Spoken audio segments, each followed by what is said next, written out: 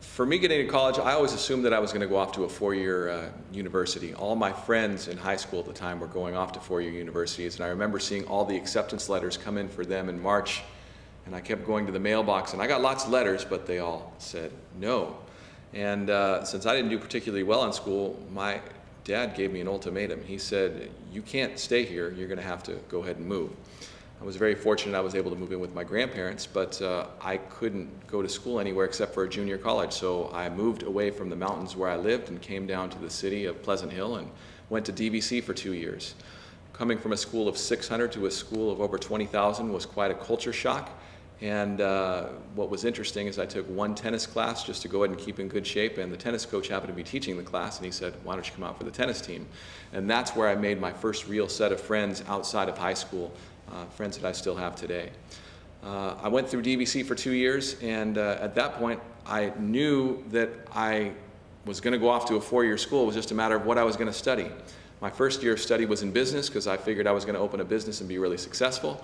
And my grades didn't tell me that. And so I had one English class, and the teacher called me into his office hours one day after we had a big essay, and he told me, "What's your major?" He asked me, "What's your major?" And I said, "Well, it's business." And he says, "You're in the wrong major."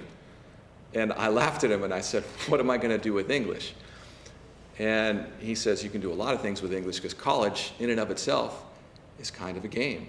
If you can go ahead and commit yourself to something for 4 years, a business is going to be willing to go ahead and invest in you and hire you to go ahead and be part of their organization for 4 years."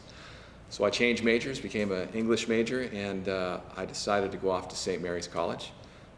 Went there for 2 years. It was great. It was a different kind of culture shock, going from 27,000 students down to 2,000, so roughly the size of Freedom High School at the time. But I made some great memories there, but I decided at that point, in my senior year in college, that I was going to be a professor. I was going to teach college English to be specific, which led me off to San Francisco State, where I went to grad school. And I went there for 2 years, and I got a master's degree, and I was forced into another life-changing decision. I was engaged at the time, and my fiance said,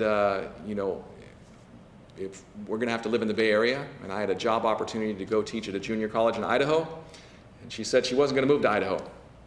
So I decided to go get my teaching credential, and that's when I started teaching at Freedom.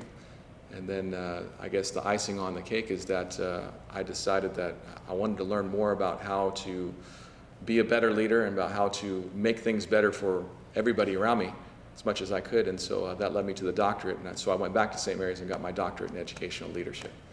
But it's been a fun ride. And I think the one thing that I take from it is that learning doesn't ever stop.